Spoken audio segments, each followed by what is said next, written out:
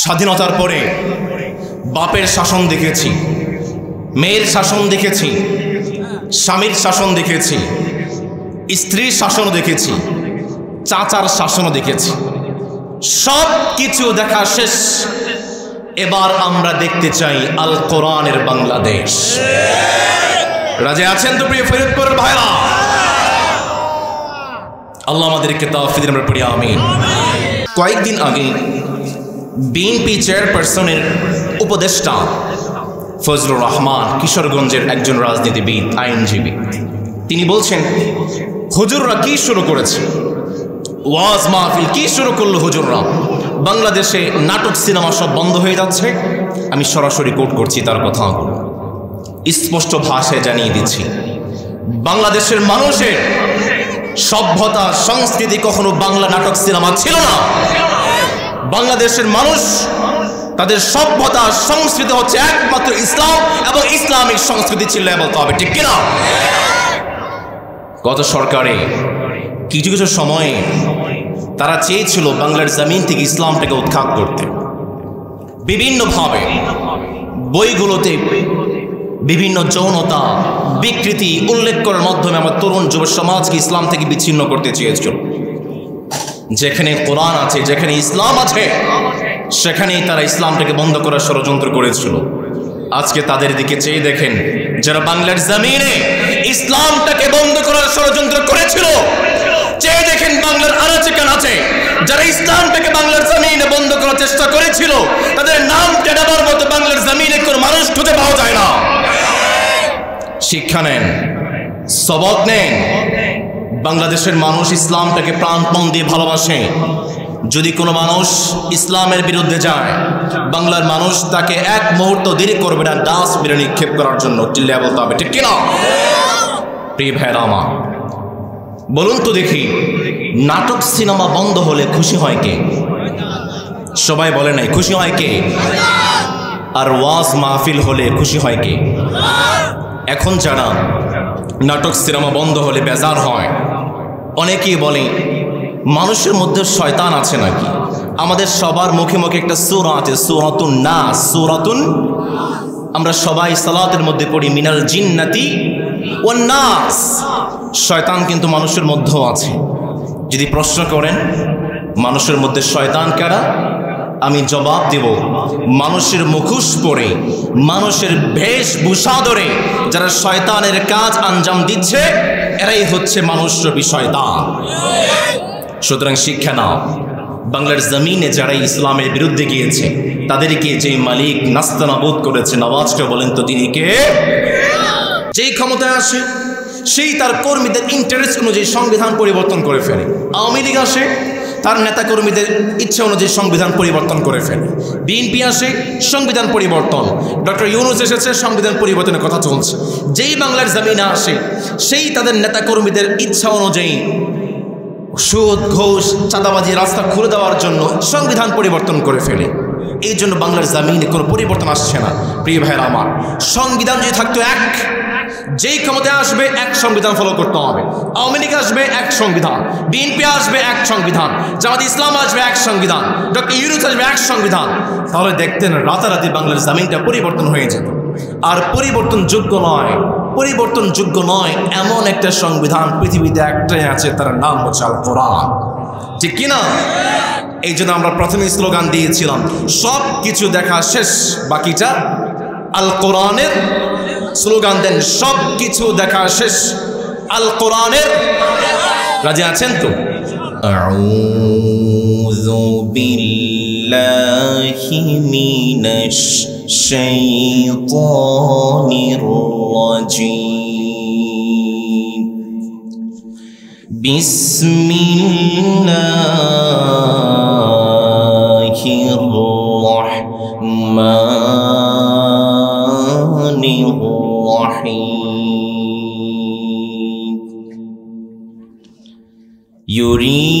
ইউরিদুনা লিইউতফিউ নূরাল্লাহি বিআফওয়াহিহিম ওয়াল্লাহু মুতিম্মু নূরিহি ولو كره الكافرون إن الله وملائكته يصلون على النبي يا أيها الذين آمنوا صلوا عليه وسلموا تسليما اللهم صل على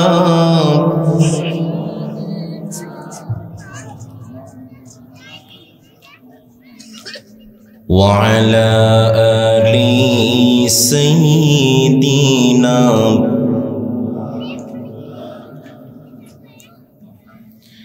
হৃদয়ে মুহাম্মদ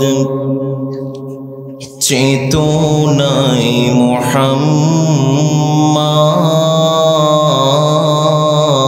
মুহাম্মদ জীবনে মুহাম্মদ মরণে মুহাম্মদ হৃদয়ে মুহাম্মদ নেহি দু জাহাঁ में मिसाले मुहम्मद कमाले खुदा है जमाले मुहम्मद नहीं दो जहां में কত ব্যথা কত জ্বালা সয়েছ যে তুমি তোমারি খুনে লাল তাইফের ভূমি কত ব্যথা কত জ্বালা সয়েছ যে তুমি তোমারি খুনে লাল তাইফের ভূমি ফেরেশতা এসে চাই শাস্তির হুকুম লহু মাখা মুহাম্মদ প্রাণেতে হাসরা হে আল্লাহ দয়া করো এ তাইফবাসী ওরা চিনেনি তো আমি যে মুহাম্মদ নেহি দো জাহাঁ में मिसाले मुहम्मद जमाले खुदा है कमाले मुहम्मद नहीं दो जहां में তোমারি নামে আসে মুক্তি জনতার শূন্য ধারা পায় শান্তি বারে বার তোমারি পথে চলে কত প্রাণ ঝরে যায় কাঁদি আমি সারাক্ষণ আজ সেই বেদনায় তবু জানি খুনে ছড়া এ পথে তাই ফির এ পথই হলো রাহে মুহাম্মদ নেহি দো জাহাঁ में मिसाले मुहम्मद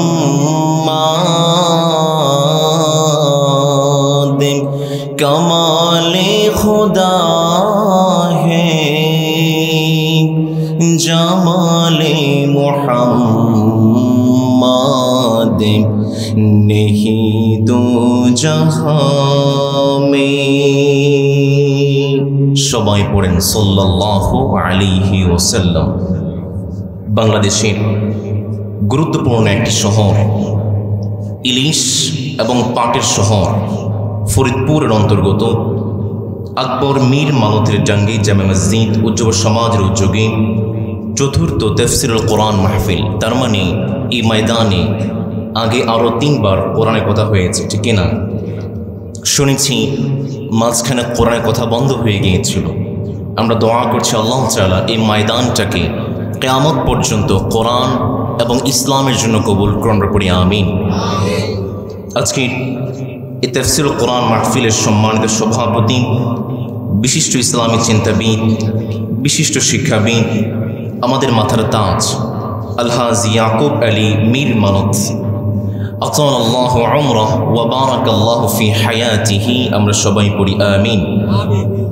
আজকের মাহফিল পরিচালনায় আছেন আমাদের অত্যন্ত শ্রদ্ধাভাজন, আমাদের মাথার তাজ, বিশিষ্ট ইসলামী চিন্তাবিদ, বিশিষ্ট শিক্ষাবিদ হাফিজ মৌলানা রফিকুল ইসলাম হাফিজাহুল্লাহ ওয়া রাআ। আল্লাহ আমার প্রিয় ভাইকে দ্বীন এবং ইসলামের জন্য কবুল করুন, আমরা পড়ি আমিন। আরও আছেন হাফিজ মৌলানা মুফতি শহীদুল ইসলাম হাফিজাহুল্লাহ ওয়া রাআ। বিশেষ করে ধন্যবাদ জানাচ্ছি যাদের দাওয়াতে সুদূর চট্টগ্রাম থেকে আপনাদের পর্যন্ত আসলাম, মাহফিল কমিটি, এবং বিশেষভাবে ধন্যবাদ জানাচ্ছি আপনাদের এলাকার কৃতি সন্তান সুলতান মাহমুদ হাফিজাহুল্লাহ। আমরা দোয়া করছি আল্লাহ তাআলা প্রিয় ভাইকে কোরআন এবং ইসলামের একনিষ্ঠ খাদেম করুন, আমরা পড়ি আমিন। আমার আগে কথা বলেছেন হাফিজ মৌলানা আল আমিন হাফিজাহুল্লাহ ওয়া রাআ। আমাদের মাথার তাজ হাফিজ মৌলানা আব্দুল আউয়াল হাফিজাহুল্লাহ ওয়া রাআ। রব্বুল আমিন সম্মানিত শেখদের সম্মানটা আরও বাড়িয়ে দিন, আমরা পড়ি আমিন। প্রাণপ্রিয় ফরিদপুরবাসী, উপস্থিত জাতির রাহবার, দুঃসময়ের কাণ্ডারি হযরত উলামায়ে কেরাম, বিভিন্ন স্কুল কলেজ বিশ্ববিদ্যালয়ের সম্মানিত শিক্ষকবৃন্দ, আমার প্রিয় যুবক এবং তরুণ ভাইয়েরা, আমাদের জন্য দিনরাত পরিশ্রম করা প্রাণপ্রিয় কৃষক এবং শ্রমিক ভাইয়েরা, পর্দার অন্তরায় থেকে শুনছেন আমাদের সম্মানিতা ও শ্রদ্ধেয়া মা এবং বোনেরা, আমার প্রাণপ্রিয় ফরিদপুরবাসী, আপনারা সবাই কেমন আছেন? আপনাদের এই আওয়াজ প্রমাণ করছে আপনারা ভালো নেই। আমি আবারও প্রশ্ন করছি, আপনারা সবাই কেমন আছেন? আলহামদুলিল্লাহ, আমিও ভালো আছি। আপনাদের এই আওয়াজ প্রমাণ করছে আপনারা ভালো আছেন। ফরিদপুরের এই পুণ্যভূমিতে কোরআনের আয়োজন করতে পেরে আপনারা খুশি না বেজার? আমরা সবাই খুশি, পরিমাণও বেশি। আকাশ বাতাস কাঁপিয়ে গলার সর্বোচ্চ আওয়াজ দিয়ে আমরা শুকরিয়া জ্ঞাপন করছি। আমরা পড়ছি আলহামদুলিল্লাহ, আরও পড়ছি রব্বানা লাকাল হামদ হামদান কাসীরা তাইয়্যিবা মুবারাকান ফীহি। আমরা প্রশংসা করেছি কার? সব সময় প্রশংসা করব কার? আমরা যেই রবের জন্য একজন আরেকজনকে ভালোবাসি, একটু গলার আওয়াজটা ছেড়ে দিয়ে বলেন তো তিনি কে? কিন্তু উল্টা পাল্টা জায়গায় ভালোবাসা আছে না নেই? আজকে 1 ফেব্রুয়ারি, তাই না? ফেব্রুয়ারিতে একটা দিবস আছে না, নাম কি? প্রিয় তরুণ ভাইয়েরা জবাব দেন তো। এই যে পাশ থেকে আমার ভাইয়েরা বলেছেন বিশ্ব ভালোবাসা দিবস, বিশ্ব এর আরেকটা নাম আছে বিশ্ব বেহায়া দিবস, ঠিক কিনা? আমাদের যুব সমাজদের একটা সমস্যা হচ্ছে আমরা একটা জিনিস ভালোভাবে না জেনে সেটাকে পালন করতে অভ্যস্ত হয়ে যাই।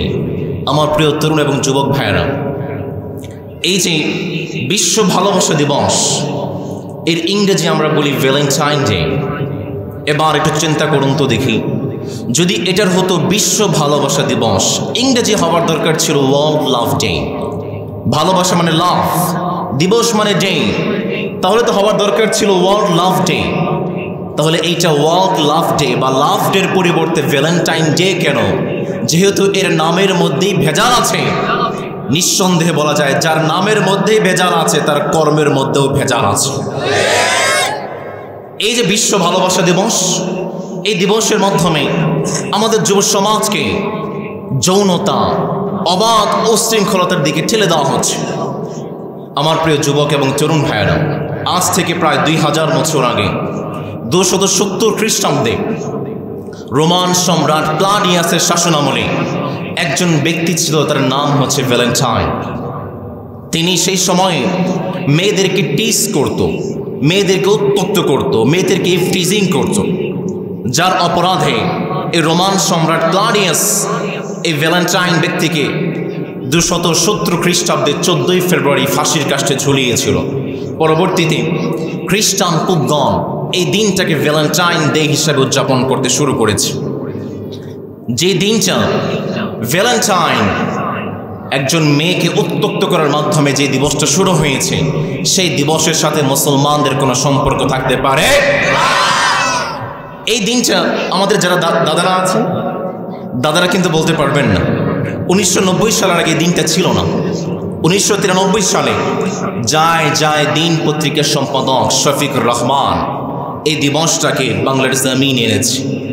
আমরা আমাদের মনের সর্বোচ্চ ঘৃণা দিয়ে, সর্বোচ্চ বদদোয়া দিয়ে এই লোকটার জন্য বদদোয়া করছি, মালিক এই লোকটার প্রাপ্য বিচার জন্য করে আমরা পড়ি আমিন।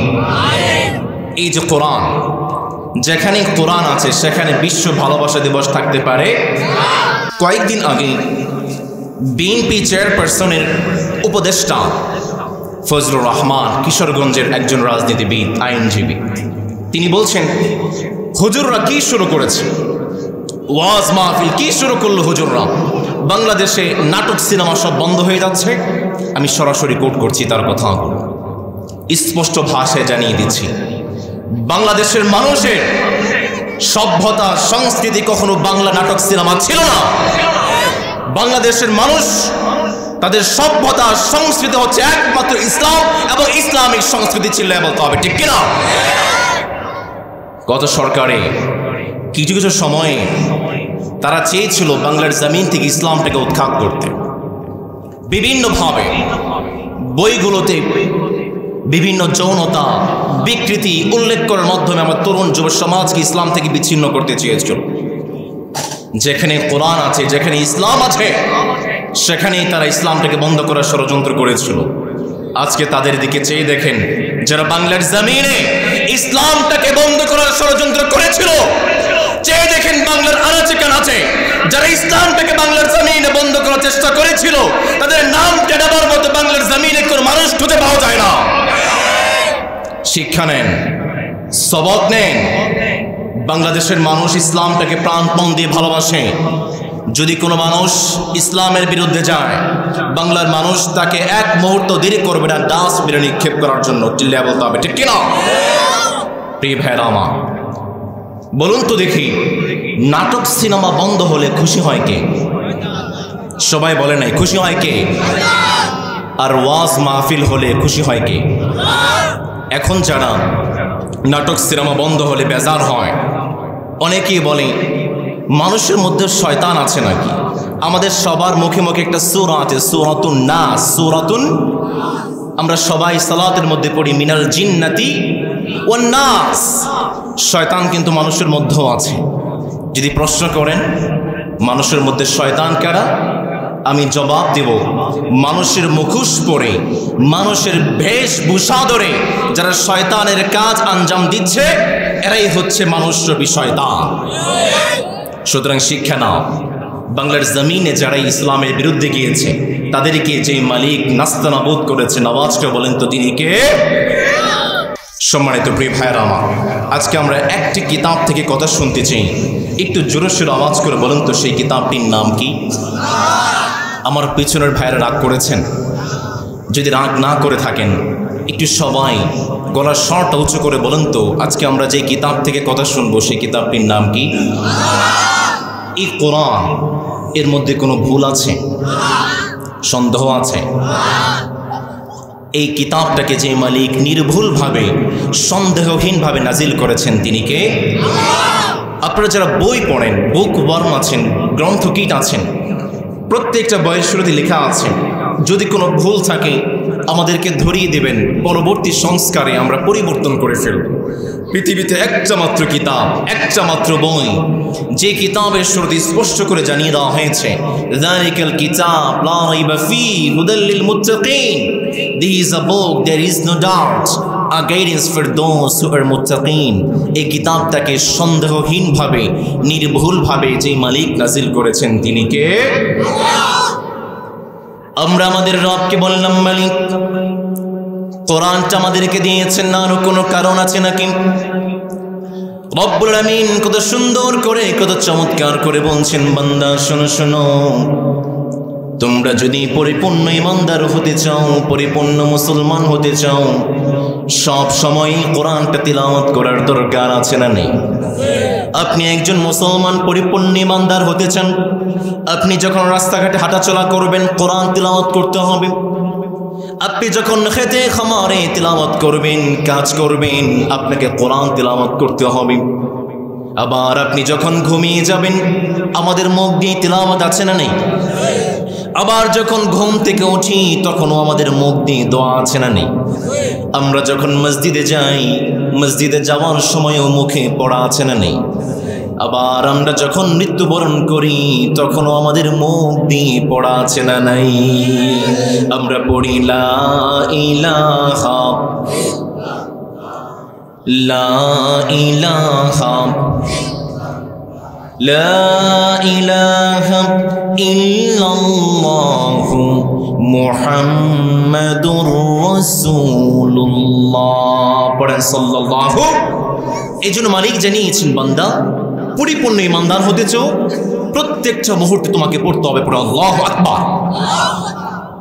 এই জন্যই রব্বুল আমিন কত সুন্দর করে, কত চমৎকার করে বললেন, বান্দা শোনো শোনো, ইকরা বিসমি রাব্বিকাল্লাযী খালাক, খালাকাল ইনসানা মিন আলাক, ইকরা ওয়া রাব্বুকাল আকরামিল্লাযী আল্লামা বিল কলম, আল্লামাল ইনসানা মা লাম ইয়ালাম।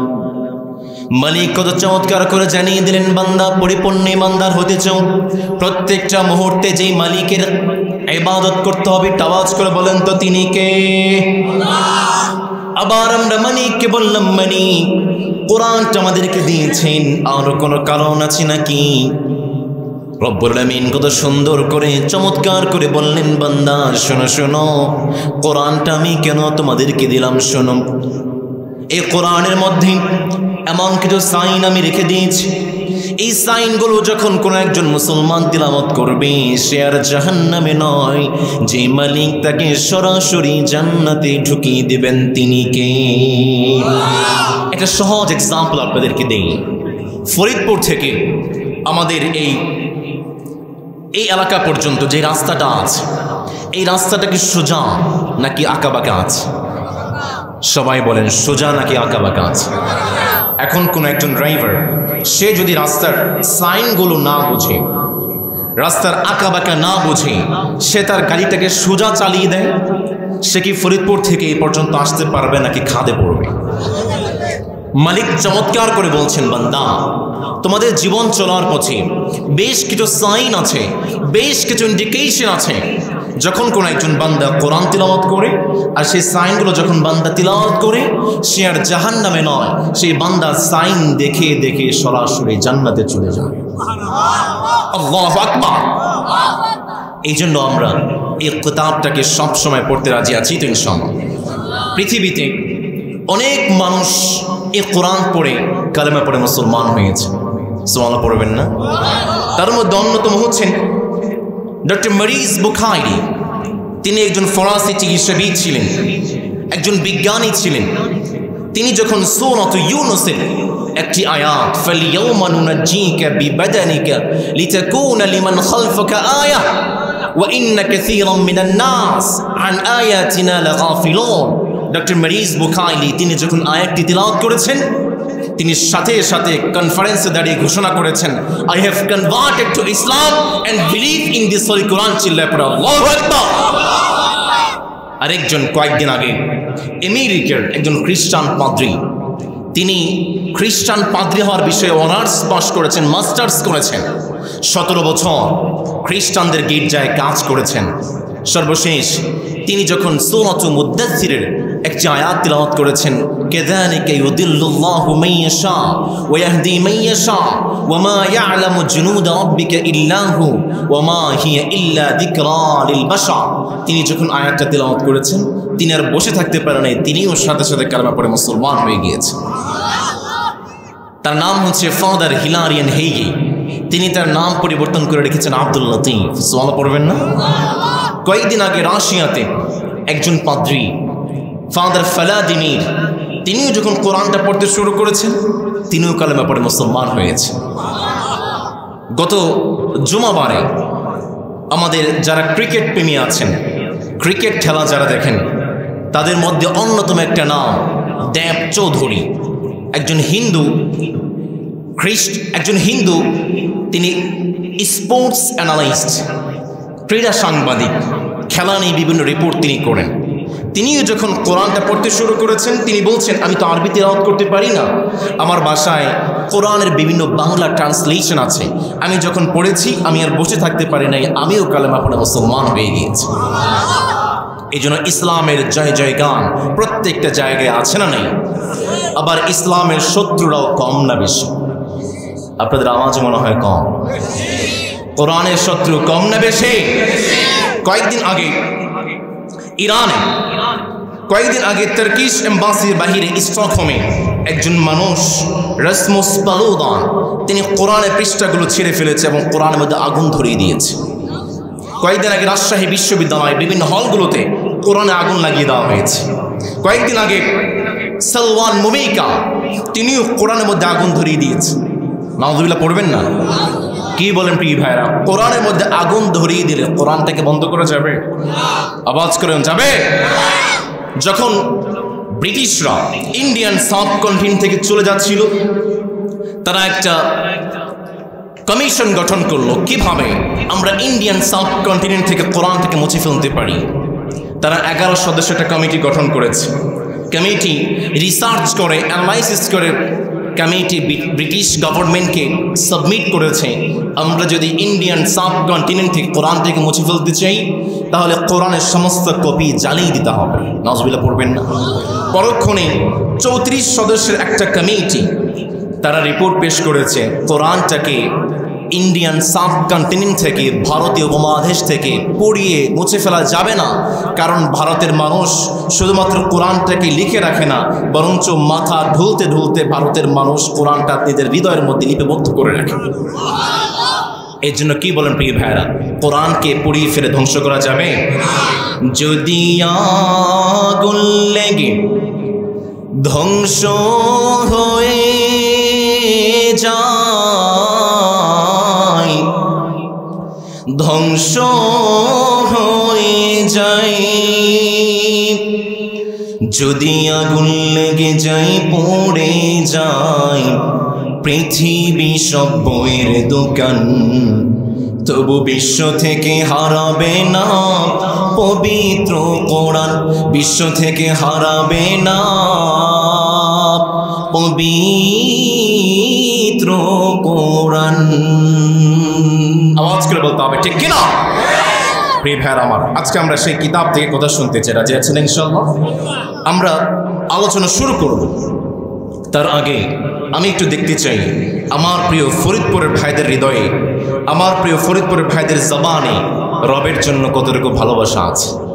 রাজি আছেন তো ইনশাআল্লাহ? আমি পরীক্ষা করতে চাই আমার ভাইদের হৃদয়ে কতটুকু শক্তি আছে। আমি পড়ব লিল্লাহি তাকবীর, আপনারা পড়বেন আল্লাহু আকবার। পারবেন ইনশাআল্লাহ? শুরু করছি। লিল্লাহি তাকবীর। আমার ভাইরা রাতে খায়নি, গলার জোর বেশি একটা হয়নি। আমি আবারও বলছি লিল্লাহি তাকবীর, লিল্লাহি তাকবীর। আমার প্রিয় ভাইরা, আজকে আমরা আলোচনা করতে চাই বাংলার জমিনে ইসলামী শাসনের গুরুত্ব এবং প্রয়োজনীয়তা। জানার দরকার কম না বেশি? বাংলার জমিনে ইসলামী শাসন যদি চলে আসে, বাংলার জমিনটা কেমন হবে জানার দরকার আছে না নেই? আমরা কোরআনকে প্রশ্ন করলাম, কোরআন যদি আমার বাংলার জমিনে ইসলাম ক্ষমতায় চলে আসে, তাহলে আমার বাংলার জমিনটা কেমন হবে বলো? কোরআন কত চমৎকার করে বলছে, বান্দা শোনো শোনো, তোমরা যদি ইসলামী শাসনটাকে বুঝতে চাও তাহলে তোমরা আবু বকরের খলিফার দিকে তাকাও। আবু বকর রাদিয়াল্লাহু তাআলা আনহু তিনি যখন ইসলামের খলিফা হয়ে গেলেন, খলিফা হওয়ার পরের দিন ওই যে আমার ভাইরা উঠে যাচ্ছে, ভাইদের কি কষ্ট হচ্ছে? বুঝছে না, বুঝছে না, নতুন? হ্যাঁ প্রিয় ভাইয়েরা আমার, আমরা কেউ উঠবো না। রাজি আছেন ইনশাআল্লাহ? অল্প সময় কথা বলবো, কোরআনের কিছু কথা আমরা শুনতে রাজি আছি তো ইনশাআল্লাহ? আবু বকর রাদিয়াল্লাহু তাআলা আনহু তিনি যখন মদিনার খলিফা হয়ে গেলেন, খলিফা হওয়ার পরের দিন আবু বকর তার কার্যালয়ের বাহিরে একটা লিস্ট তিনি তৈরি করলেন, আর মদিনার প্রত্যেকটা সাহাবায়ে কেরামকে জানিয়ে দিলেন, আমার প্রিয় সাহাবারা, এই যে লিস্টগুলো তৈরি করলাম, প্রত্যেকটা বৃদ্ধ অসহায় নারীদের লিস্টটা তৈরি করলাম, তোমরা যে যে পারো এই বৃদ্ধা অসহায় নারীদেরকে তোমরা সাহায্য করবে। আবু বকর রাদিয়াল্লাহু তাআলা আনহু যখন ঘোষণা করেছেন, মদিনার প্রত্যেকটা সাহাবী বৃদ্ধা অসহায় নারীদের দায়িত্ব নিয়ে নিয়েছেন। কিন্তু সেই সময়ে ওমর রাদিয়াল্লাহু তাআলা আনহু মদিনাতে ছিলেন না, তিনি ছিলেন সফরে।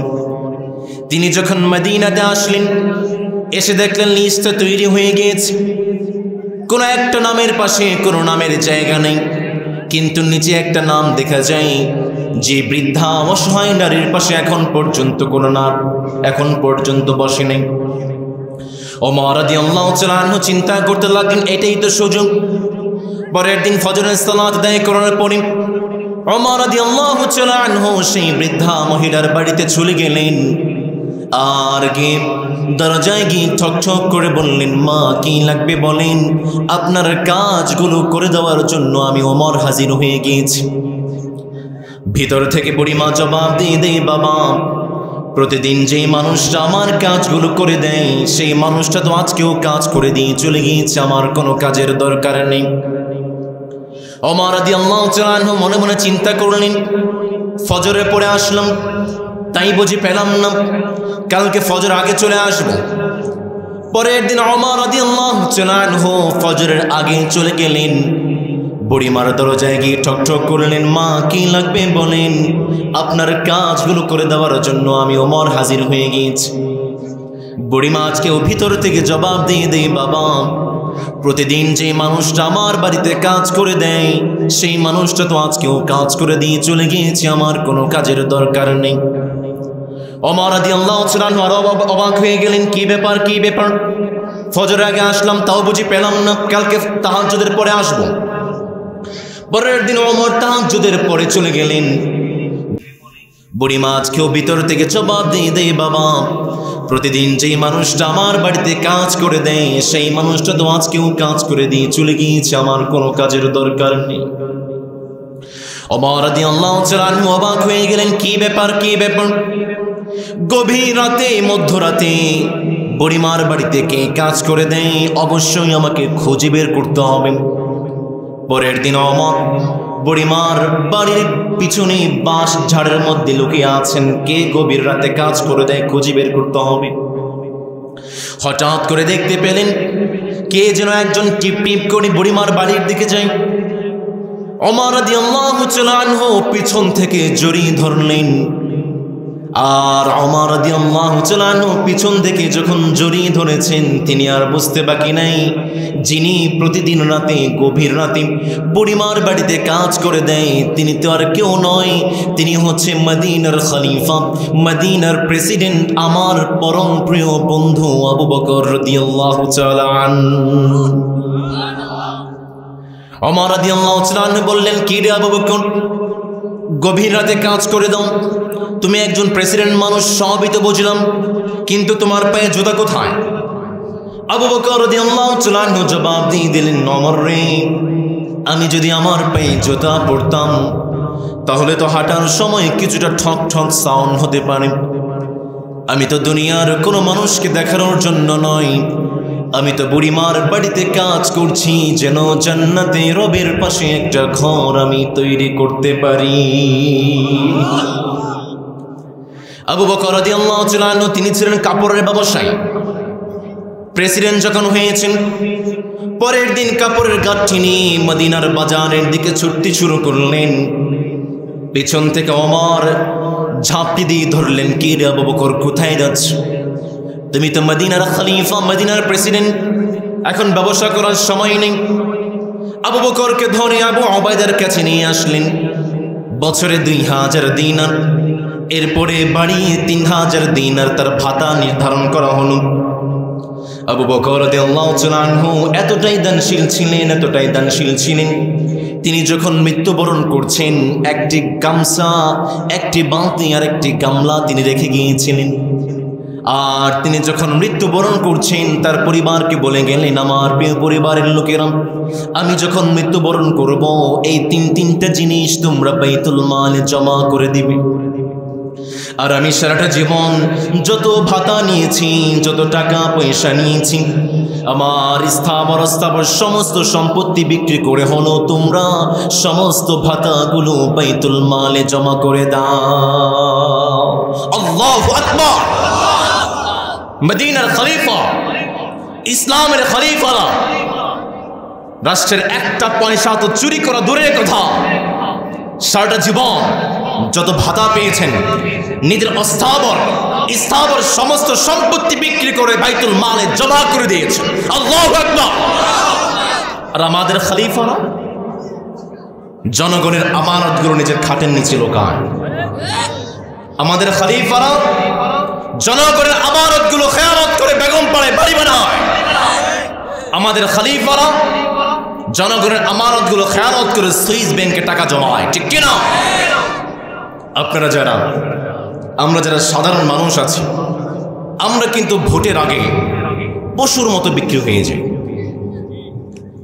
আমার মুরব্বী বাবারা যারা আছেন মন খারাপ করছেন, হুজুর এত বড় একটা কথা বলে ফেললেন, পশুর মতো বিক্রি হয়ে যায়। আসুন একটা সমীকরণ মিলিয়ে দেই। যখন নির্বাচন আসে, নির্বাচন আসার আগে 500 টাকার বিনিময়ে আমরা একজন অযোগ্য, পাপিষ্ঠ, সন্ত্রাসী আর জালিমকে আমরা চেয়ারে বসিয়ে দেই। এবার চিন্তা করুন, 500 টাকার বিনিময়ে আপনি 5 বছরের জন্য একজন জালিমকে বসিয়ে দিলেন। আমি আমার তরুণ ভাইদেরকে প্রশ্ন করছি, বলুন তো প্রিয় ভাইয়েরা, বছরে 1 বছরে কয়দিন হয়? আওয়াজ করে বলুন, কয়দিন? এবার 365কে 5 দিয়ে গুণ করেন, কত আসে? 1825 দিন। কত দিন? এবার 1825কে 500 দিয়ে ভাগ করেন, প্রতিদিন আসে 4 পয়সা। এবার বলুন তো আমার প্রিয় ফরিদপুরের ভাইরা, 4 পয়সা দিয়ে কি একটা চকলেট পাওয়া যায়? একটা ডিম তো পাওয়া যায়, একটা মুরগি, 1 কেজি মাংস। আরে ভাই, আপনি 500 টাকার বিনিময়ে একজন জালিমকে বসিয়ে দিয়েছেন, আপনার দাম তো মিয়া 4 পয়সার চেয়েও কম। আপনি তো মানুষ নামের কলঙ্ক। আপনার মতো কলঙ্ক মানুষগুলোর জন্যই আজকে জালিমরা বাংলার জমিনে শাসন করার ক্ষমতা পেয়ে যায়। দাবার গুটি পাল্টে গিয়েছে, মুদ্রা তার এপিট দেখিয়ে দিয়েছে। আমরা আর কোন জালিমকে কোন শাসনে বসাতে চাই না, চিল্লায় বলতে হবে, ঠিক কিনা? স্বাধীনতার পরে বাপের শাসন দেখেছি, মেয়ের শাসন দেখেছি, স্বামীর শাসন দেখেছি, স্ত্রীর শাসনও দেখেছি, চাচার শাসনও দেখেছি। সব কিছু দেখা শেষ। এবার আমরা দেখতে চাই আল কোরআনের বাংলাদেশ। রাজি আছেন তো প্রিয় ফরিদপুরের ভাইরা? আল্লাহ আমাদেরকে তৌফিক দিন, আমরা পড়ি আমিন। প্রিয় ভাইরা আমার, এবার আসুন ওমর রাদিয়াল্লাহু তাআলা আনহুর খিলাফতটা কেমন ছিল। ওমর রাদিয়াল্লাহু তাআলা আনহু তিনি একদিন ঘরের মধ্যে বসে বসে কাজ করছিলেন। হঠাৎ করে একজন মেহমান ওমরের দরজায় এসে ঠক ঠক করে, ওমর বাড়িতে আছো নাকি? ওমর রাদিয়াল্লাহু তাআলা আনহু দরজাটা খুলে দিয়ে নিজের মোমবাতিটাকে বন্ধ করে আরেকটা মোমবাতি তিনি জ্বালিয়ে দিয়েছেন। মেহমান অবাক হয়ে প্রশ্ন করে, ওমর একটা মোমবাতি জ্বালানোই ছিল, এইটা বন্ধ করে আরেকটা মোমবাতি জ্বালানোর কি প্রয়োজন ছিল রে ওমর? ওমর রাদিয়াল্লাহু তাআলা আনহু বলছেন, আমি এতক্ষণ পর্যন্ত রাষ্ট্রের টাকায় কেনা মোমবাতি জ্বালিয়ে রাষ্ট্রের কাজ করছিলাম, কিন্তু তুমি তো রাষ্ট্রের মেহমান নও, তুমি তো আমার মেহমান। সুতরাং রাষ্ট্রের টাকায় কেনা মোমবাতি জ্বালিয়ে নয়, বরং আজকে আমি আমার টাকায় কেনা মোমবাতি জ্বালিয়ে আমি তোমার মেহমানদারি করতে চাই। আল্লাহু আকবার। এই ছিল ইসলামী শাসন, ইসলামী খলিফা। প্রিয় ভাইরা আমার, এমন সোনালী যুগ আমরাও পেতে চাই কি চাই না? এমন যদি হতো আমার দেশের শাসক হতো ওমরের মতো, হতো আবু বকরের মতো। এমন যদি হতো আমার দেশের শাসক হতো ওমরের মতো, হতো আবু বকরের মতো। জনগণের খোঁজ খবর নিত রাত পরে, খুঁজে খুঁজে দেখতো কে কেউ আছে অনাহারে। আমার দেশের মা বোনেরা লাঞ্ছিত হতো না, আমার দেশের কৃষক শ্রমিক বঞ্চিত হতো না। ধনী গরিব ভালোবাসার জীবনে ফিরে পেত, যদি আমার শাসক হতো ওমরের মতো, হতো আবু বকরের মতো। পারবেন না বলতে সবাই?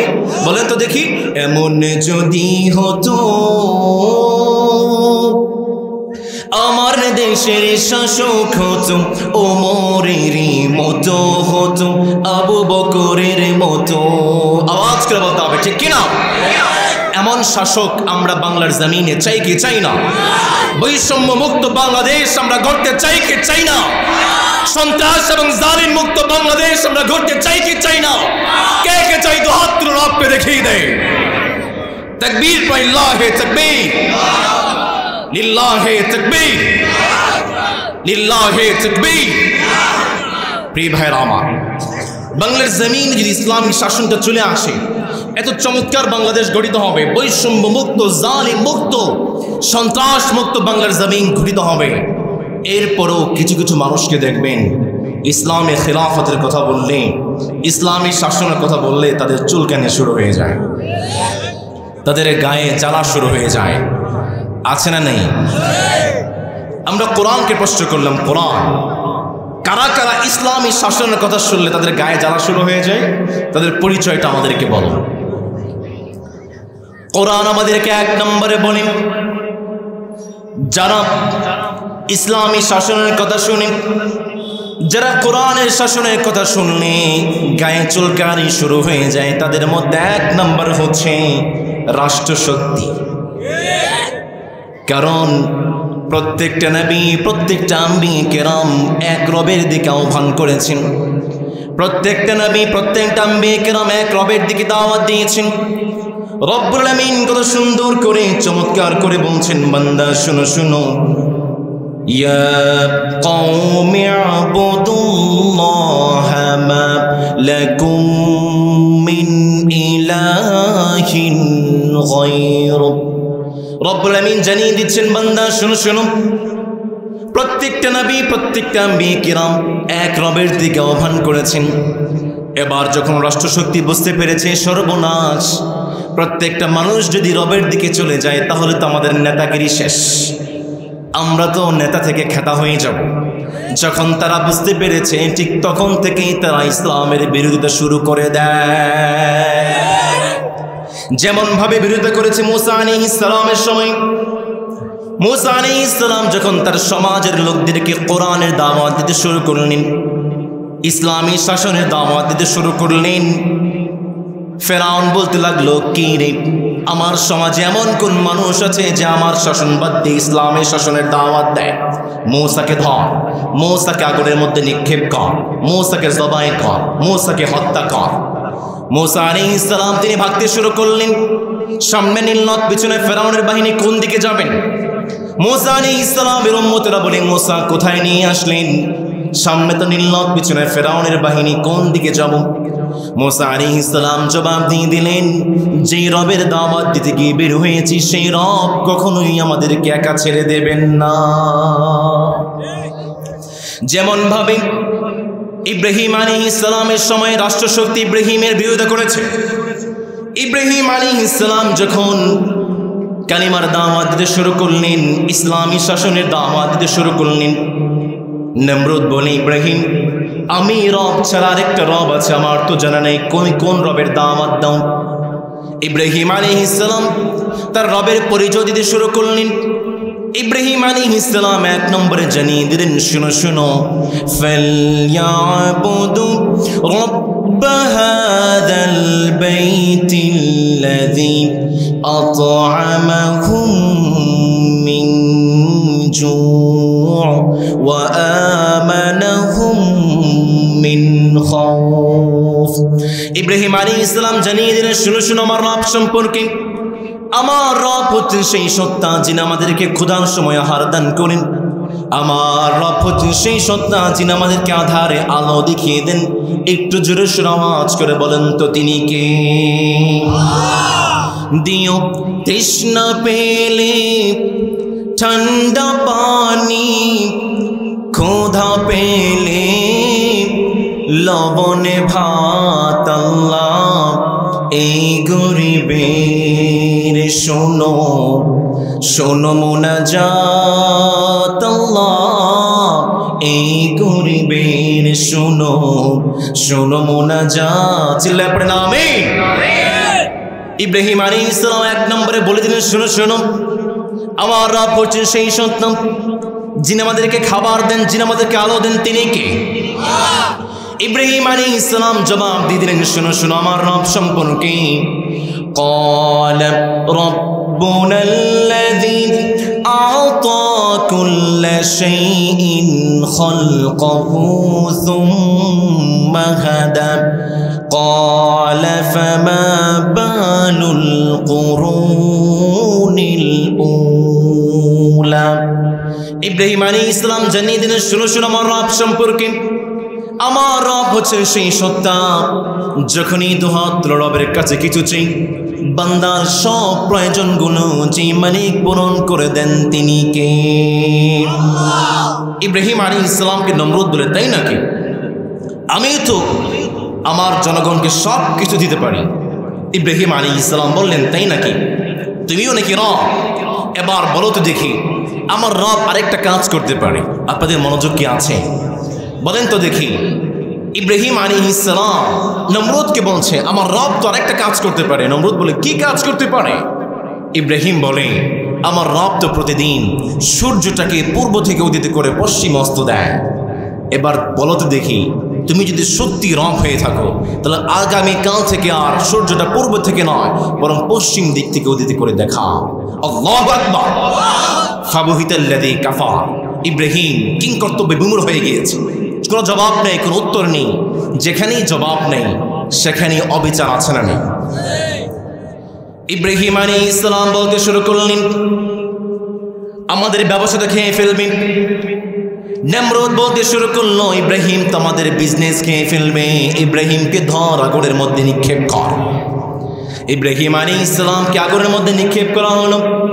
জিবরিল আলাইহিস সালাম ইব্রাহিমকে বললেন, ইব্রাহিম কি করতে পারি আপনার জন্য বলেন।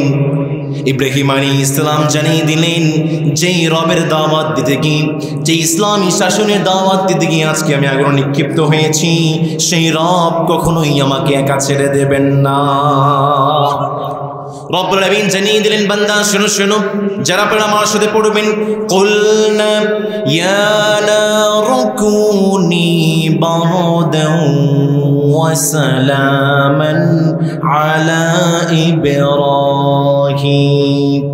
নবী মুসার মতো ঈমান হলে আসতে হবে সাগর জলে, নবী ইউসুফের মতো ঈমান হলে একে একে দরজা খুলে, নবী ইব্রাহিমের মতো ঈমান যদি আজও থাকে বিদ্যমান, অগ্নিকুণ্ডে দেখতে পাবে খুবসুরতে গুলবাগান। আল্লাহু আকবার।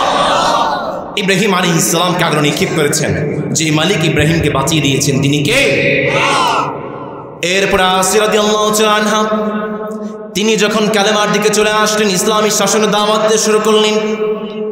ফেরাউন বলে, কি আসিয়া, আমি হচ্ছি দেশের রাজা, তুমি হচ্ছ রানী, তুমি রানী হয়ে কিভাবে ইসলামী শাসনের দাওয়াত দিতে পারো? ইসলাম থেকে ফিরে আসো। আসিয়া রাদিয়াল্লাহু তাআলা আনহা জবাব দিয়ে দিলেন, না না, কোশ্চিন কালো সম্ভব। তৎক্ষণাৎ ফেরাউন সংসদে আইন পাশ করে আসিয়ার 2-3টে সন্তানকে জবাই করে ফেলেছে।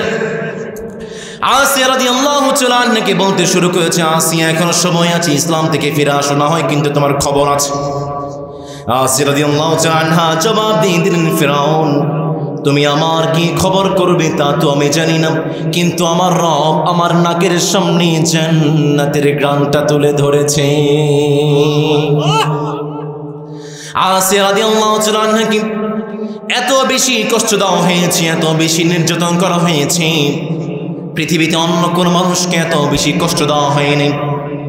আমরা তো বাসা বাড়িতে ভাজা মাছ খাই, মাছ ভাজি করি। ফেরাউন তৎক্ষণাৎ আসিয়া রাদিয়াল্লাহু তাআলা আনহাকে গরম তেলের মধ্যে ভাজা ফ্রাই করে ফেলেছে। রব্বুল আলামিন আসিয়া রাদিয়াল্লাহু তাআলা আনহাকে জানিয়ে দিলেন, আসিয়া রে, তুমি ইসলামী শাসনের জন্য এতটা কষ্ট করলে, আমি মালিক দয়া করে মায়া করে জান্নাতে আমার পাশে তোমার জন্য একটা ঘর আমি বানিয়ে দিলাম।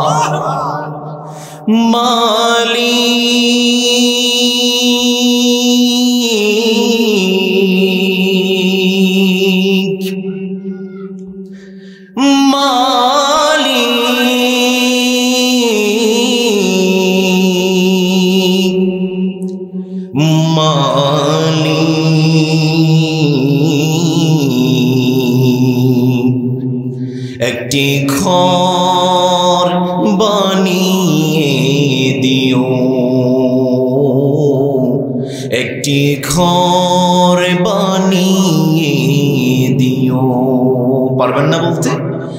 মালিক তুমি জান্নাতে তোমার পাশে আমায়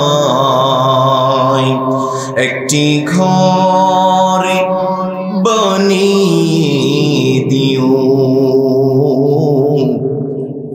একটি ঘর বানিয়ে দিও, যে বিভীষিকাময় মহাদিনে তোমার সাথী মোরে করে নিও।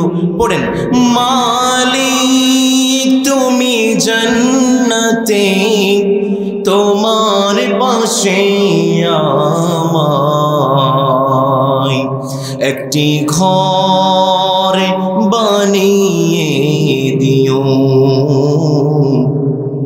একটি ঘর বানিয়ে দিও। আওয়াজ করে পড়তে হবে আমিন। এরপরে আপনার নাম শুনেছেন আবু হানিফা রাহিমাহুল্লাহ। আবু হানিফা রাহিমাহুল্লাহ তিনি যখন ইসলামী শাসনের দাওয়াত দিতে শুরু করেছেন, জালিমরা রাষ্ট্র শক্তি আবু হানিফাকে জেলখানার মধ্যে বন্দী করে বিষ প্রয়োগ করে তাকে হত্যা করে ফেলেছে, শহীদ করে ফেলেছেন। আউযুবিল্লাহ পড়বেন না? আমাদের একজন আল্লামা আছেন, যাকেও কিছু স্বৈরাচার বিষ প্রয়োগ করে বিভিন্ন মেডিকেল ইনস্ট্রুমেন্টস দিয়ে তাকেও শহীদ করে দেওয়া হয়েছে। আপনারা কি জানেন সে আল্লামার নাম কি? আল্লামা দিলওয়ার হোসেন সাঈদী রাহিমাহুল্লাহ। আমার প্রিয় ফরিদপুরের ভাইরা, এই যে তাফসীরুল কোরআন মাহফিল করছি, প্রত্যেকটা জিনিসের একটা জনক আছে, প্রত্যেকটা শাস্ত্রের একটা জনক আছে। এই যে তাফসীরুল কোরআন মাহফিল দেখছেন, এই তাফসীরুল কোরআন মাহফিলের জনক যিনি, তিনি আর কেউ নয়, তিনি হচ্ছে আমাদের সাঈদী রাহিমাহুল্লাহ। ঠিক কিনা? এটা জালিম আমাদের প্রিয় আল্লামাকে জেলখানার মধ্যে বন্দি করে দিনের পর দিন, রাতের পর রাত, মাসের পর মাস, বছরের পর বছর কষ্ট দিয়ে দিয়ে আমাদের আল্লামাকে শহীদ করে দিয়েছে। আমরা বলতে চাই, তোমরা যারা স্বৈরাচার ছিলে, 50 বছর পরও তোমরা তোমাদের বাপ দাদার বিচার করেছো। বাংলার 18 কোটি মানুষ এখন পর্যন্ত বেঁচে আছে। বাংলার 18 কোটি মুসলমান আল্লামাকে ভালোবাসে। তোমরা যেভাবে 50 বছর পরও তোমার বাপ দাদার শাসন করতে পারো, বিচার করতে পারো, 50 বছর পরে হলেও আমরা আমাদের আল্লামার শহীদের বিচার করেই ছাড়বো। ঠিক কিনা? তারা চেয়েছিল বাংলার জমিন থেকে ইসলামটাকে বন্ধ করে দেবে, আমাদের আল্লামাকে শহীদ করে দিয়েছে। সৈয়দ কুতুব তিনি যখন ইসলামী শাসনের দাওয়াত দিতে শুরু করেছেন, তাকেও তৎকালীন রাষ্ট্রশক্তি জেলখানার মধ্যে বন্দী করে ফাঁসির কাষ্ঠে ঝুলিয়ে দিয়েছে। আহমদ ইবনে হাম্বল রাহিমাহুল্লাহ তিনি যখন ইসলামী দাওয়াত দিতে শুরু করেছেন, ইসলামী রাষ্ট্রে দাওয়াত দিতে শুরু করেছেন, তাকেও রাষ্ট্রশক্তি জালিমরা পিটিয়ে পিটিয়ে শহীদ করে দিয়েছে। এই জন্য যাদের সবচেয়ে বেশি চুলকানি হয় ইসলামী দাওয়াতের কথা শুনলে, কোরআনের দাওয়াতের কথা শুনলে, তারা আর কেউ নয়, 1 নম্বর তারা হচ্ছে রাষ্ট্রশক্তি, চিল্লা বলতে হবে। ঠিক কিনা? 2 নম্বর যারা অবৈধ পন্থায় টাকা পয়সা ইনকাম করে। কারণ আজকে যদি বাংলার জমিন ইসলামটা চলে আসে, তাদের সুদের রাস্তা শেষ, তাদের ঘুষের রাস্তা শেষ, চাঁদাবাজির রাস্তা শেষ, সন্ত্রাসের রাস্তা শেষ। যখনই তারা বুঝতে পেরেছে ইসলাম চলে আসলে চাঁদাবাজি চলবে না, ঠিক তখন থেকেই তারা ইসলামী শাসনের বিরোধিতা শুরু করে দিয়েছে। চিল্লা বলতে হবে। ঠিক কিনা? যেমন ভাবে বিরোধিতা করেছে কারূন, যেমন ভাবে বিরোধিতা করেছে নমরুদ, হামান, উমাইয়া।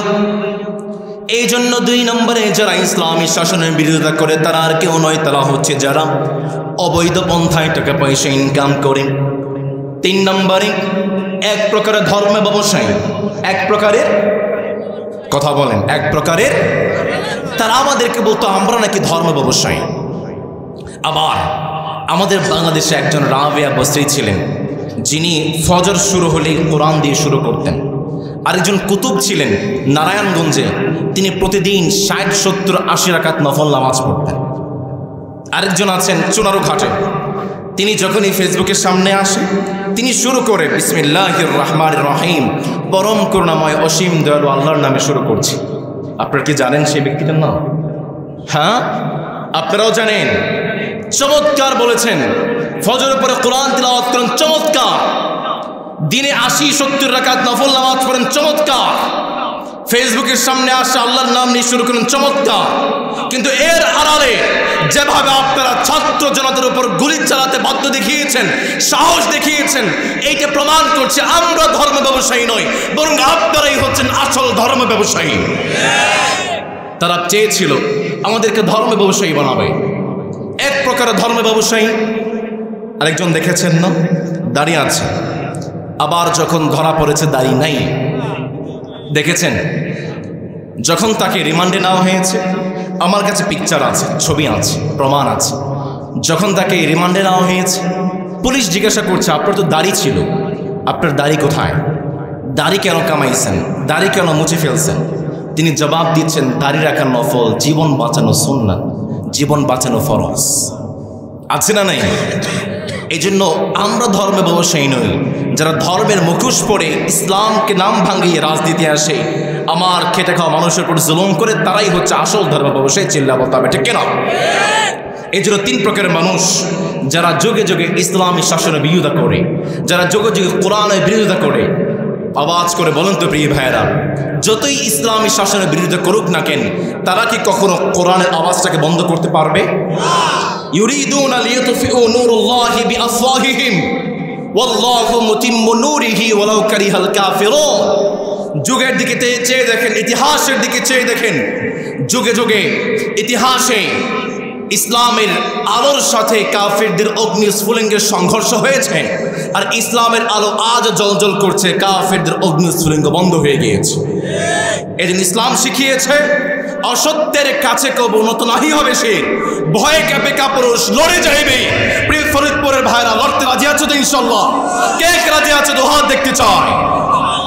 তাকবীর পড়েন, লিল্লাহি তাকবীর, লিল্লাহি তাকবীর, লিল্লাহি তাকবীর। এই জন্য আমরা বাংলার জমিনে ইসলামী শাসনের খেলাফত দেখতে চাই কি চাই না? ইসলামী শাসন দেখতে চাই কি চাই না? কোরআনের শাসন দেখতে চাই কি চাই না? বাংলার জমিনে যদি ইসলামী শাসন চলে আসে, আজকে যদি বাংলার জমিনে ইসলামী শাসন চলে আসে, বাংলার জমিনে 10টি পরিবর্তন আসবে। আমার প্রিয় ফরিদপুরের ভাইরা, বলেন তো দেখি, বাংলার জমিনে কোরআন চলে আসলে কয়টি পরিবর্তন আসবে? সবাই তো বলেন নাই, কয়টি? আমরা কিছু তাফসির মাহফিল আছে আমাদের সমাজে, 2 প্রকারের তাফসির মাহফিল হয়। একটা তাফসির মাহফিল আর একটা বেহুশ মাহফিল। আমি তার নাম দিয়েছি বেহুশ মাহফিল। বেহুশ মাহফিল কোনটা? বক্তা শুধু বলেই যাচ্ছে, শ্রোতার কোনো আওয়াজ নেই, মনে হয় যেন কবরস্থানে এসে ওয়াজ করছি। আমরা এমন বেহুশ মাহফিলে যুক্ত হতে চাই? আমরা এসেছি তাফসির মাহফিলে, ঠিক কিনা? মালিক কিন্তু দুর্বল ইমানদারদের পছন্দ করেন না, মালিক সবল ইমানদারকে পছন্দ করেন। আর 20টা সময় দেওয়া যাবে আমাকে, প্রিয় ভাইয়েরা? দেওয়া যাবে আমার ভাইয়েরা? নাকি মোনাজাত করে দেব, শেষ করে দেব? 20টা মিনিট সময়। প্রিয় ভাইয়েরা আমার, বাংলার জমিনে যদি ইসলামটা চলে আসে, 10টি পরিবর্তন আসবে। আমি এই 10টি পরিবর্তন আপনাদের সাথে শেয়ার করব, কিন্তু তার আগে আমার একটা আবদার আছে। আপনারা কি মানবেন? আমি তো আপনাদের মেহমান, আমার আবদারকে আপনারা মানবেন? সবাই তো বলে না, মানবেন? এই যে এত চমৎকার করে কোরআন বাগানটা সাজানো হয়েছে, এটা আপনাদের অক্লান্ত পরিশ্রমে, অত্যন্ত কষ্ট করে আপনার কোরআন বাগানটাকে সাজিয়েছেন। এটা তখনই সার্থক হবে যখন আপনি শেষ পর্যন্ত বসে মোনাজাত করে বাড়িতে যাবেন। প্রিয় ভাইরা আমার, এই কোরআন বাগানটাকে সাজাতে অনেক কষ্ট হয়েছে। আমরা কি চাই না আমার যে যুব সমাজের ভাইয়েরা চমৎকার করে কোরআন বাগানটা সাজিয়েছেন, তাদের পাশে দাঁড়াতে? আমরা কি চাই না? 2টা মিনিট সময় প্রিয় ভাইরা আমার, আপনাদের কাছে ভলান্টিয়ার চলে যাবে, একটা ব্যাগ নিয়ে চলে যাবে। সবাই নিজেদের পকেটে হাত ঢুকাবেন আর নিজেদের সর্বোচ্চ দিয়ে ইসলামের জন্য, কোরআনের জন্য, ইসলামী শাসনের জন্য দান করবেন। রাজি আছেন তো ইনশাল্লাহ? আমরা কেউ উঠে যাব না, রাজি আছেন ইনশাল্লাহ? আমরা সবাই জিকির করব, সবাই নিজেদের পকেটে হাত ঢুকান। ভলান্টিয়ারের ভাইরা ঢুকে যাবে 2 মিনিটে, যে যা পারেন সর্বোচ্চ দিয়ে ইসলামের জন্য দান করেন। জিকির করুন, লা ইলাহা, লা ইলাহা, লা ইলাহা, লা ইলাহা।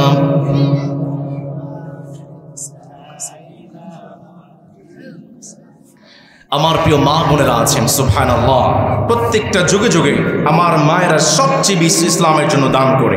আমাদের মা বোনদের প্যান্ডেলের মধ্যেও আমাদের কিছু ভলান্টিয়ার ভাইরা আছে। আমি অনুরোধ জানাবো আমার মা বোনেরা সবাই দয়া করে ইসলামের জন্য, কোরআনের জন্য দান করবেন। কেউ উঠে যাব না, আমরা শেষ করে দেব। শেষ করে মুনাজাত করে আমরা বাড়ি যাবো ইনশাল্লাহ। সবাই জিকির করেন, লা ইলাহা, লা ইলাহা।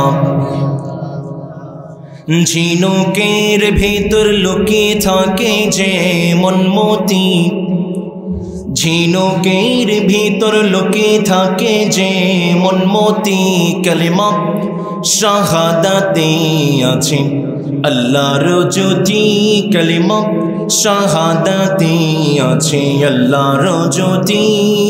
লা ইলাহা, লা ইলাহা, বলগল উলা বিকমালিহি, كشف الدجى بجماله، حسنت جميع خصاله، صلوا عليه وآله। नहीं दो जहां में मिसाले मुहम्मद कमाले खुदा है, जमाले मुहम्मद बलगल उला बिकमालिही। আমার কিছু ভাইয়েরা আপনারা হয়তো নাম লিখাবেন, প্রিয় ভাইয়েরা আমার যারা নাম লিখাবেন 1 মিনিটের মধ্যে চলে আসুন। 1 মিনিটের মধ্যে কেউ বিশৃঙ্খলা করবো না, তাফসীর মাহফিলটাকে পরিবেশটাকে বজায় রেখে যারা যারা নাম লিখাবেন একটু সামনে চলে আসুন। সবাই দিকে করেন লা ইলাহা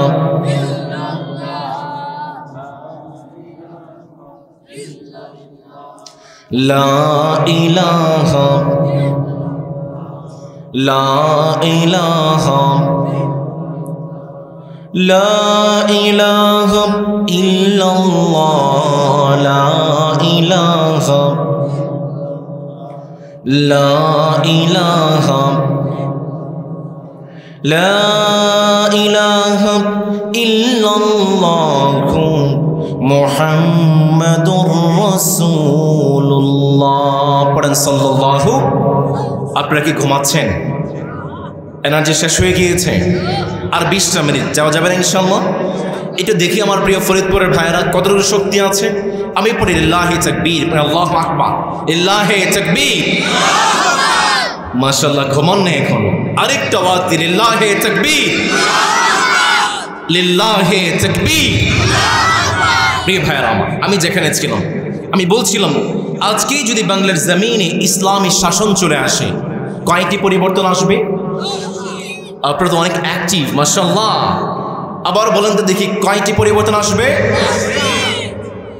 আমরা কোরআনকে প্রশ্ন করলাম, কোরআন বাংলার জমিনে ইসলামটা চলে আসলে 1 নম্বর পরিবর্তনটা কি বলো? কোরআন কত চমৎকার করে বলছে, বান্দা শুনো শোনো, আজকে যদি বাংলার জমিনে ইসলামটা চলে আসে, ইসলাম ঘোষণা করবে সব কিছুর ক্ষমতার মালিক একজন। আওয়াজ করে বলেন তো তিনি কে? এই জন্যই তো রব্বুল আলামিন কত সুন্দর করে চমৎকার করে বলছেন, বান্দা শুনো শোনো, তাবারাকাল্লাযী বিয়াদিহিল মুলকু ওয়া হুয়া আলা কুল্লি শাইইন কাদির। মহিয়ান করিয়ান সেই সত্তা, যে সত্তার হাতে আমার প্রাণ, যে সত্তার হাতে আমাদের সবার প্রাণ। আওয়াজ করে বলেন তো তিনি কে? এই জন্যই তো সমস্ত আম্বিয়া কিরাম, সমস্ত নবী এক রবের দিকে দাওয়াত দিয়েছেন। সুবহানাল্লাহ পড়বেন না? এই জন্য তো আদম আলাইহিস সালাম এক রবের দিকে দাওয়াত দিয়েছেন। আদম আলাইহিস সালামের কালেমা ছিল লা ইলাহা ইল্লাল্লাহ, আদম সফিয়ুল্লাহ। নূহ আলাইহিস সালামের কালেমা ছিল লা ইলাহা ইল্লাল্লাহ, নূহ নাজিয়ুল্লাহ। ইব্রাহিম আলাইহিস সালামের কালেমা ছিল লা ইলাহা ইল্লাল্লাহ, ইব্রাহিম খলিলুল্লাহ। ঈসা আলাইহিস সালামের কালেমা ছিল লা ইলাহা ইল্লাল্লাহ, ঈসা রূহুল্লাহ। আমাদের প্রিয় নবী, বিশ্ব নবী, তার কালেমা ছিল লা ইলাহা ইল্লাল্লাহু মুহাম্মাদুর রাসূলুল্লাহ। পড়েন সাল্লাল্লাহু। এই জন্য কোরআন জানাচ্ছে আজকে যদি বাংলার জমিনে ইসলাম চলে আসে, সব কিছু ঘোষণা করবেন সমস্ত কিছুর ক্ষমতার মালিক একজন, তিনি কে? আল্লাহ। 2 নম্বরে ঘোষণা করবে বাংলার জমিনে আর কোন সংবিধান আমরা মানি না, সংবিধান হবে একমাত্র আল কোরআন। ঠিক কিনা? একটা সমীকরণ শুনেন, দেশ স্বাধীন হয়েছে আজকে 51 বছর। 51 বছরে কত মানুষ বাংলার জমিনে ক্ষমতায় এসেছে? সবাই যখন ক্ষমতায় আসে, ক্ষমতায় আসার আগে তারা বলে মানুষের ভাগ্যের চাকা পরিবর্তন করব, মানুষের উন্নয়ন করব, এই করব, সেই করব। কিন্তু দেখা যায় ক্ষমতায় আসার পরে আমাদের ভাগ্যের চাকা পরিবর্তন করার চেয়ে তারা নিজেদের ভাগ্যের চাকা পরিবর্তনে ব্যস্ত হয়ে যায়। তার কারণটা কি? কারণ হলো আমাদের সংবিধানটা পরিবর্তনশীল। আজ পর্যন্ত 51 বছরে সংবিধান পরিবর্তন হয়েছে 17 বার। যেই ক্ষমতায় আসে সেই তার কর্মীদের ইন্টারেস্ট অনুযায়ী সংবিধান পরিবর্তন করে ফেলে। আওয়ামী লীগ আসে, তার নেতাকর্মীদের ইচ্ছা অনুযায়ী সংবিধান পরিবর্তন করে ফেলে। বিএনপি আসে, সংবিধান পরিবর্তন। ডক্টর ইউনূস এসেছে, সংবিধান পরিবর্তনের কথা চলছে। যেই বাংলার জমিনে আসে, সেই তাদের নেতাকর্মীদের ইচ্ছা অনুযায়ী সুদ, ঘুষ, চাঁদাবাজি রাস্তা খুলে দেওয়ার জন্য সংবিধান পরিবর্তন করে ফেলে। এই জন্য বাংলার জমিনে কোনো পরিবর্তন আসছে না। প্রিয় ভাইয়েরা আমার, সংবিধান যদি থাকতো এক, যেই ক্ষমতায় আসবে এক সংবিধান ফলো করতে হবে। আওয়ামী লীগ আসবে এক সংবিধান, বিএনপি আসবে এক সংবিধান, জামাত ইসলাম আসবে এক সংবিধান, ডক্টর ইউনূস আসবে এক সংবিধান। তাহলে দেখতেন রাতারাতি বাংলার জমিনটা পরিবর্তন হয়ে যেত। আর পরিবর্তনযোগ্য নয় এমন একটা সংবিধান পৃথিবীতে একটাই আছে, তার নাম হচ্ছে আল কোরআন। ঠিক কিনা? এই জন্য আমরা প্রথমে স্লোগান দিয়েছিলাম, সব কিছু দেখা শেষ, বাকিটা আল কোরআনের। স্লোগান দেন, সব কিছু দেখা শেষ, আল কোরআনের। রাজি আছেন তো? এই জন্য কোরআন আমাদেরকে চমৎকার করে বলছে, বান্দা শোনো শোনো, আজকে যদি বাংলার জমিন ইসলামটা চলে আসে, 2 নম্বর ঘোষণা করবে আর কোনো সংবিধান মানি না, একমাত্র কোরআনকে সংবিধান মানি।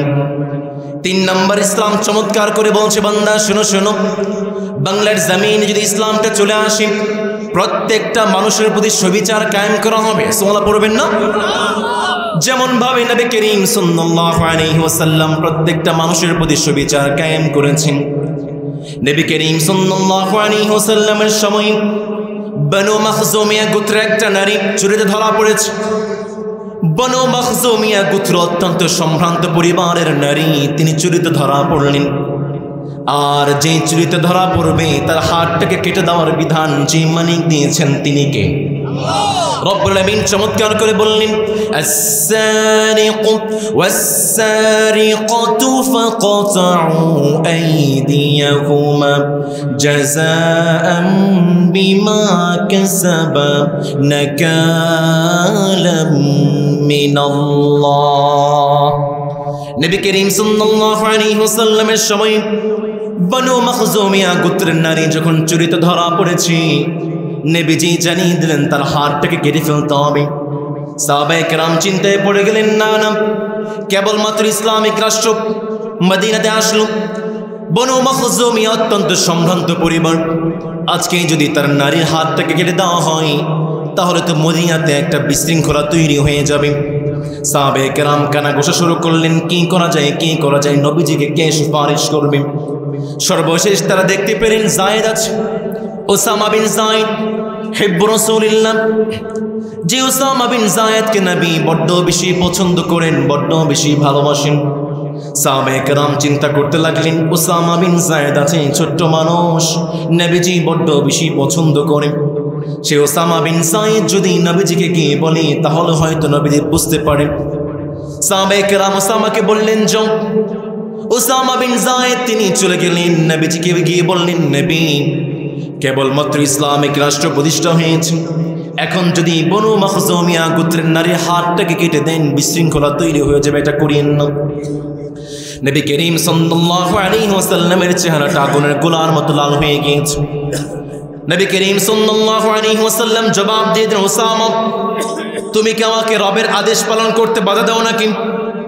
আজকে যদি বনু মাখজুমিয়া গোত্রের নারী না হই আমার কলিজার টুকরা ফাতেমাও যদি চুরিতে ধরা পড়তো, আমি আমার কলিজার টুকরা ফাতেমার হাতটাকে কেটে দিতে এক মুহূর্তের জন্য বিলম্ব করতাম না।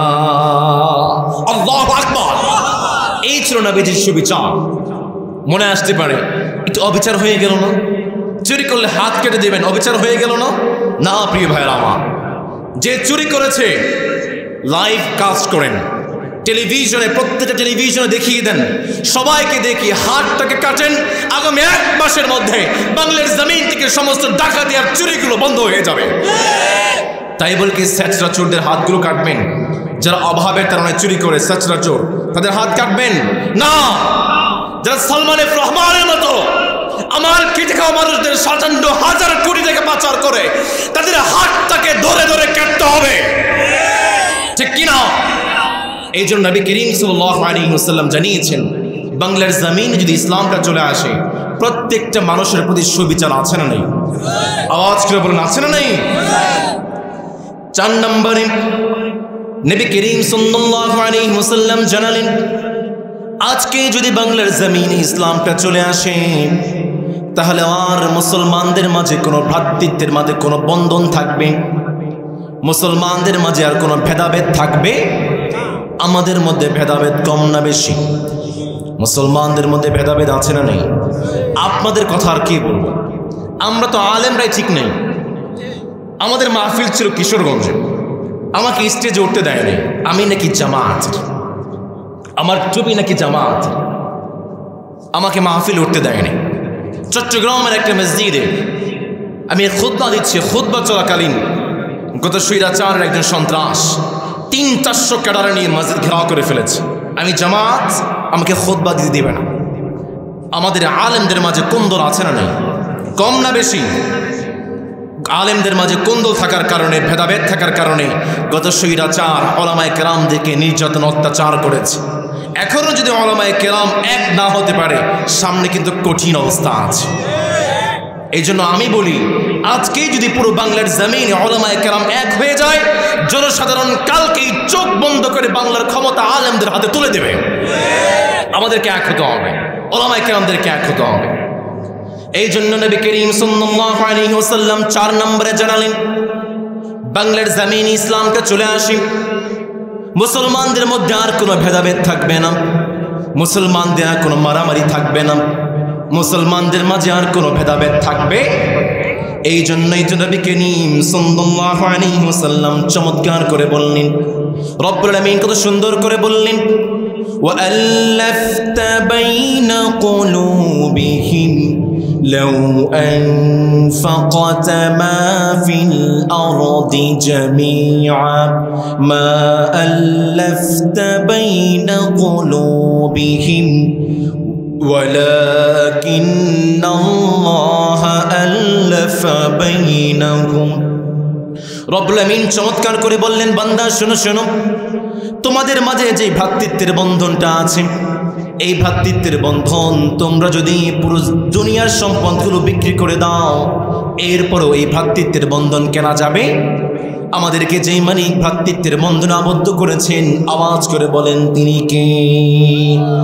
আমাদের ভালোবাসা সবে যেন হয় মহান রবের জন্য, রাগ ক্ষোভ ঘৃণা গুলো তাও যেন হয় প্রভু শুধু তোমারই জন্য।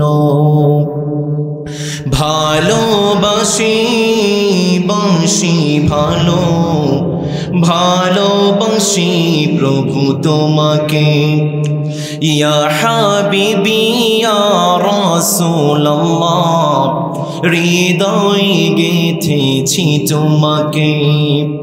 মান আহাব্বা লিল্লাহ ওয়া আবগাদা লিল্লাহ ওয়া আ'তা লিল্লাহ ওয়া মানা'a লিল্লাহ ফাকাদ ইস্তাকমালাল ঈমান। মান আহাব্বা লিল্লাহ ওয়া আবগাদা লিল্লাহ ওয়া আ'তা লিল্লাহ ওয়া মানা'a লিল্লাহ ফাকাদ ইস্তাকমালাল ঈমান। আওয়াজ করে পড়তে হবে, চিল্লায় বলতে হবে, ঠিক কিনা?